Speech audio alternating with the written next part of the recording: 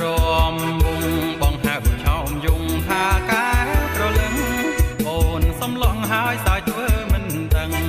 ឬអូនពឹងបងជូនទៅផ្ទះទាំងអូនឆ្ងាយជួបប្រុងឆោមឆាយអូនសាបាយណាស់សុំប៉ឹងម្ដងហើយកាត់គេកាត់ខ្មាំងជូនដល់ទាំងចាំអូនឲ្យលីកុំព្រួយជូនដោយស្ម័គ្រចិត្តរៀមមិនគិតទេសោយប្តីអូនមានលុយ